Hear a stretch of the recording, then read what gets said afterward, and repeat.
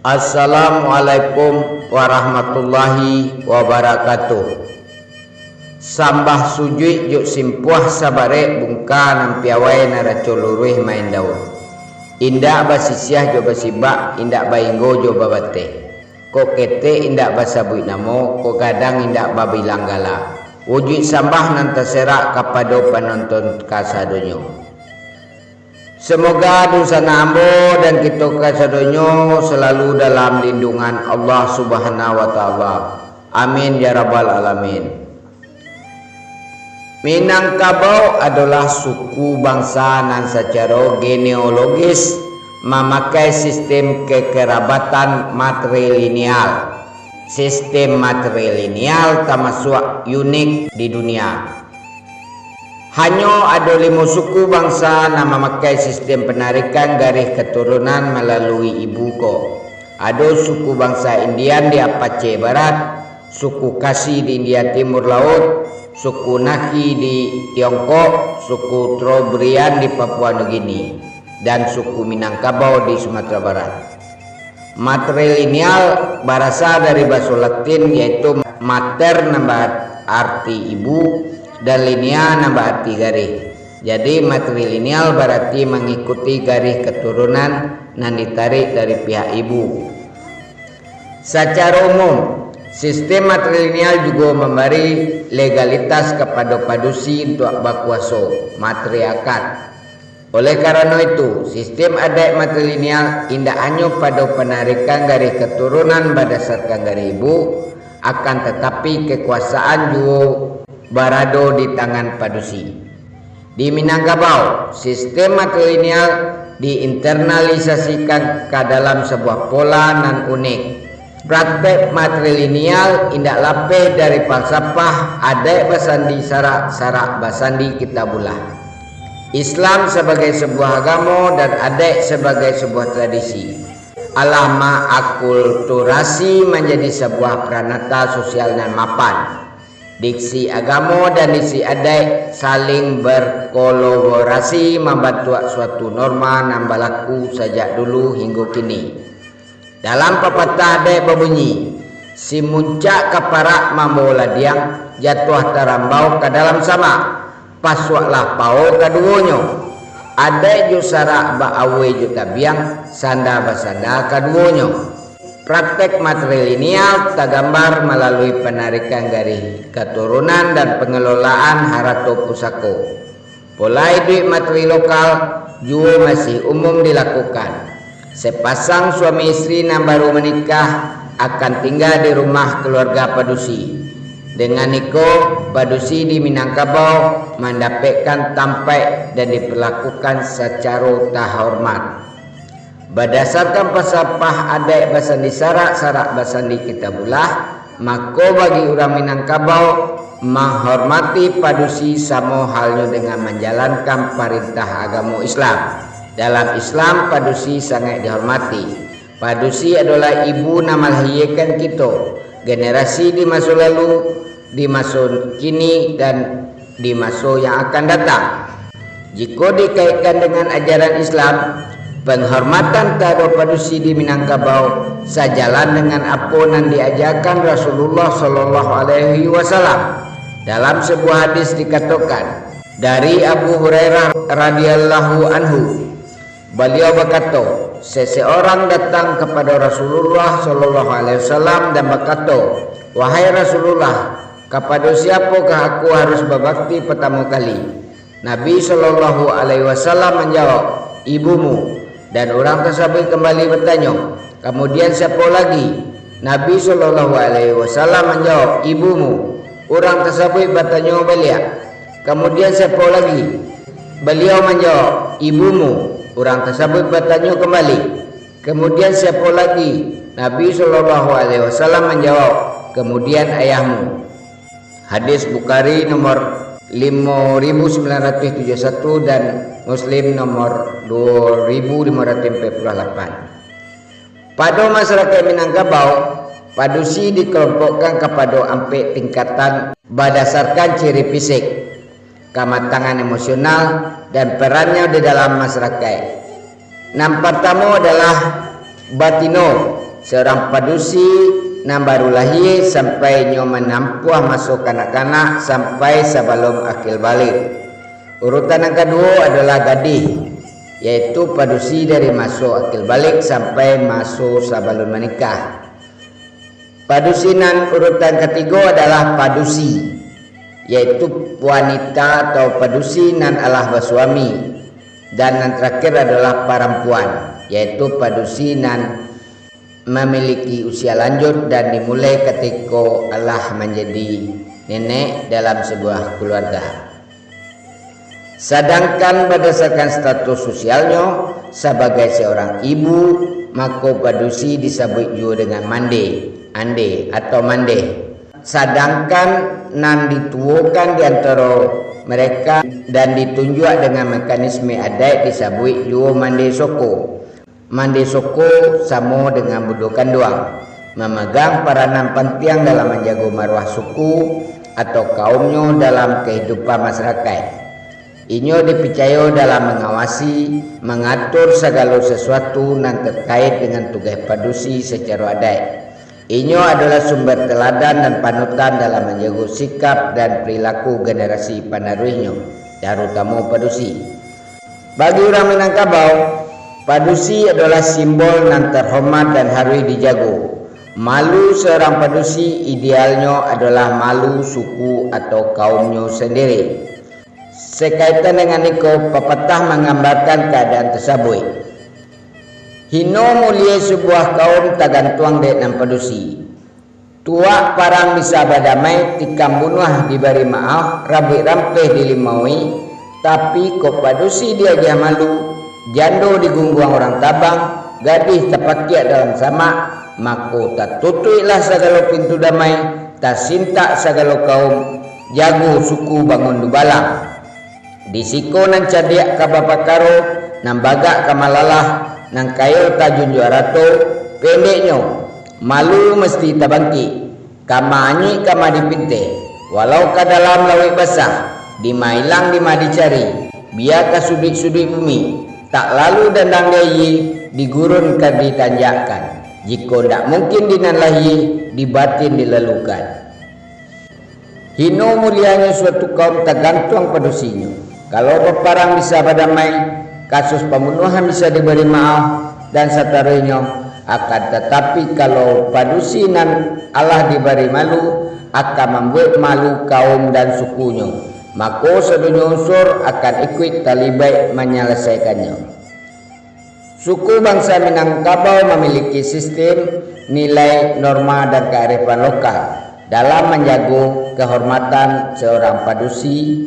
Sistem ko disabui dikenal dengan istilah sumbang dua baleh. Sumbang dua baleh adalah panduan untuk mengatur tingkah laku seorang padusi, sumbang bagi padusi bakat tukasa dan lainnya.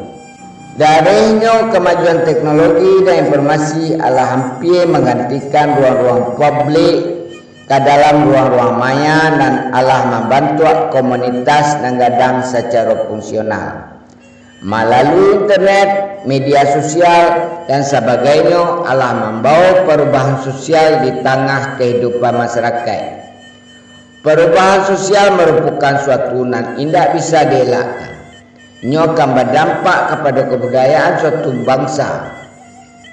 Inyo bisa membantu akulturasi yang berujung kepada reorientasi nilai, atau inyo bisa pula membantu asimilasi dan mengikih habis identitas asli ke bentuk lain sebagai budaya baru dan dipraktekkan secara massal pada komunitas tertentu.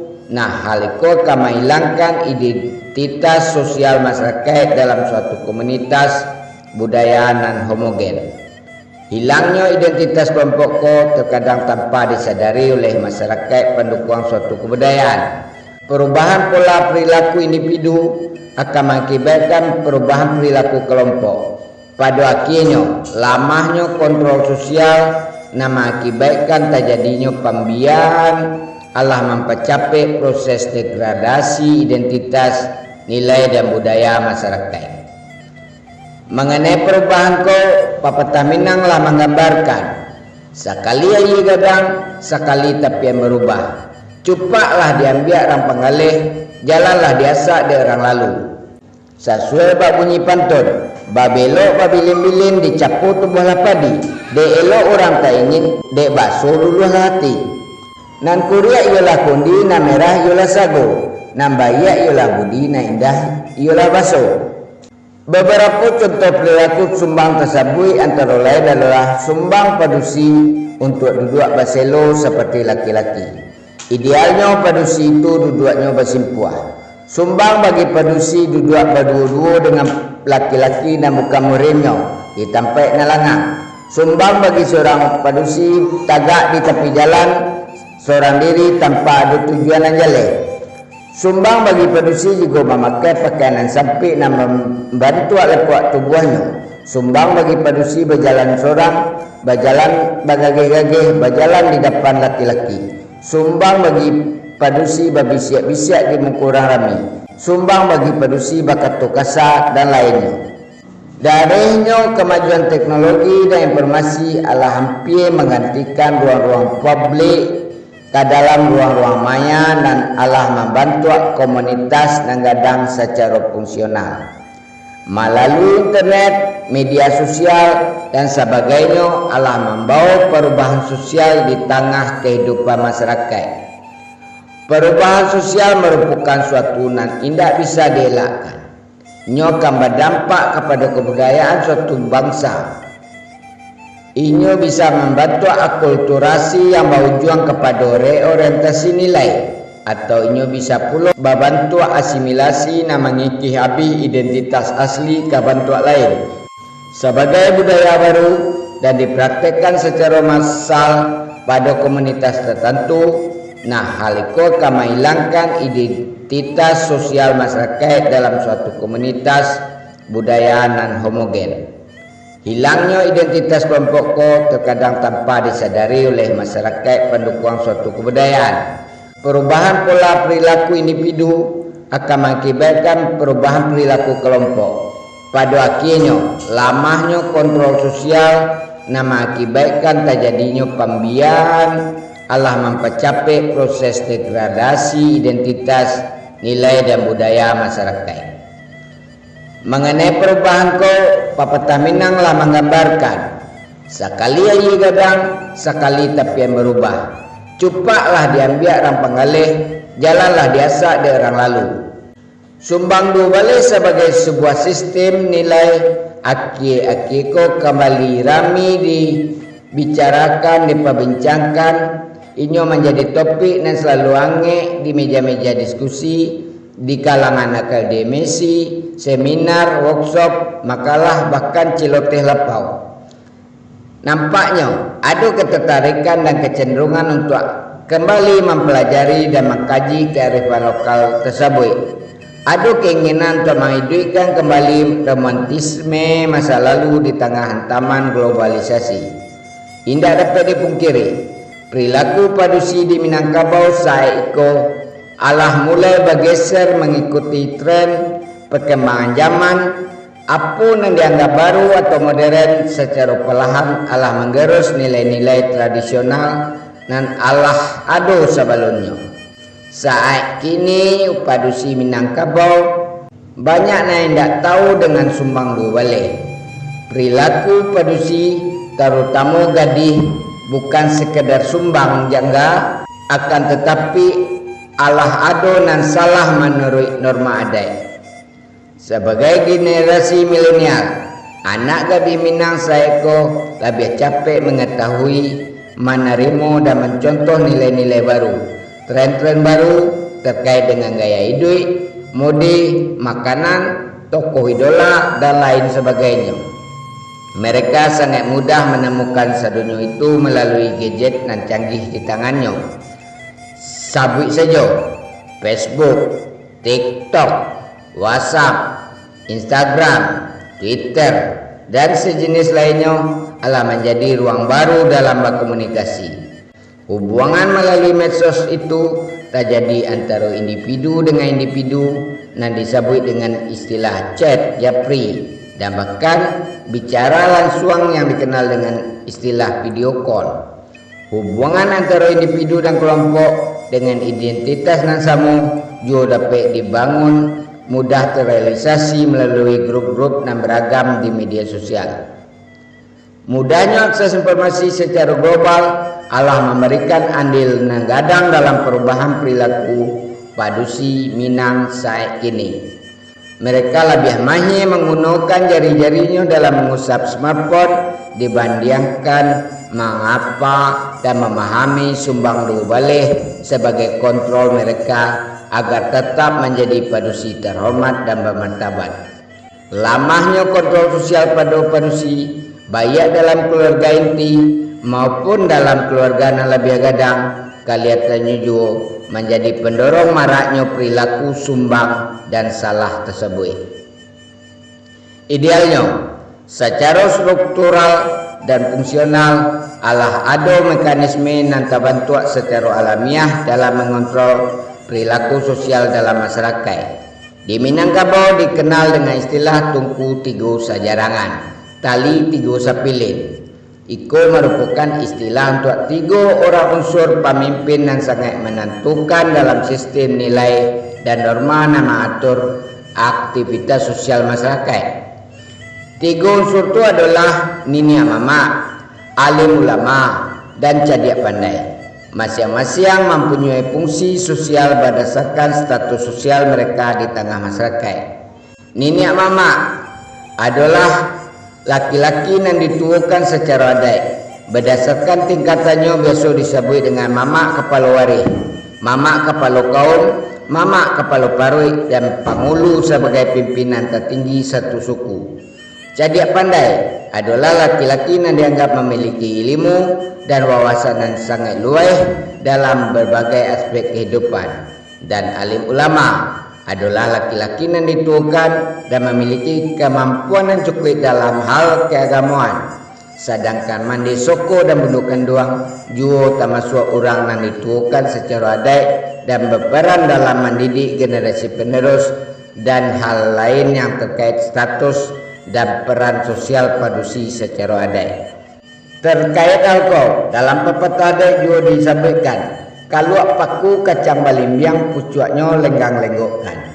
Dibawa menurun kasaruaso, anak dipaku kemenakan dibimbiang, orang kampung dipetenggangkan supaya negari jambinaso. Akan tetapi realitas nan ado kini menunjukkan sistem nilai itu Allah bergeser jangan menghukum perbuatan yang salah untuk menyapu perbuatan yang sumbang saja seolah-olah bare untuk melakukannya. Apa sebabnya? Tentu berbagai macam alasannya. Bisa jadi karena merasa bukan inyo yang pantas menyapu, karena status sosial yang rendah, kekurangan ilmu, atau bisa karena cuek dan Allah indak tahu mau tahu lain.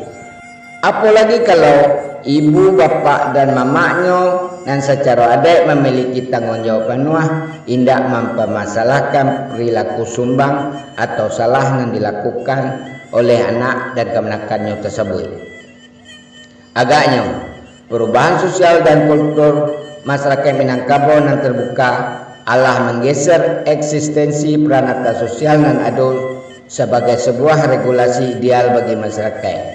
Peran ayah, ibu, dan nenek mamak secara adat semakin melemah. Padahal mereka adalah orang terdekik dalam hal pewarisan kebudayaan dan sosial kontrol dalam keluarga inti dan keluarga yang lebih gadang. Jika itu dibiarkan, maka badai globalisasi yang membawa nilai yang berbeda dan tidak cocok dengan budaya Minangkabau akan mengikis seluruh sistem sosial yang ada. Kemudian akan hal itu akan berdampak pada degradasi budaya Minangkabau. Alangkah banyaknya nanti generasi-generasi muda nan kehilangan jati diri dan menjadi padusi nan tidak tahu sopan santun atau disebut juga dengan gadis nan tidak batarati. Peran cadiak pandai dan alim ulama sebagai dua tungku penyangga dalam sistem nilai budaya Minangkabau juga tidak boleh melamah. dan harus tetap diberi penguatan. Selanjutnya, penguatan keluarga inti, keluarga nalabia gadang, penguatan peranata pendidikan formal dan non formal sebagai lembaga edukasi kultural, penguatan pemangku adat di negari dalam hal urang ampe jini dan urang bajini ampe, yaitu pengulu malin manti dan dubalang serta ampe urang perangkai malin dalam menjalankan tugas keagamaan, yaitu Bilal, Khatib, Imam, Kadi serta penguatan mandi soko dan bundu ganduang. Indah balabian kiranya jika penguatan secara personal, fungsional dan struktural sebagai sebuah sistem mekanisme pewarisan nilai harus dilakukan secara terstruktur, sistematis dan masif pada setiap peranata sosial nan adu. Jika indah dilakukan, indah menutup kemungkinan kearifan lokal khususnya sumbang duwaleh dalam menjaga marwah pada si Minangkabau hanyalah romantisme masa lalu.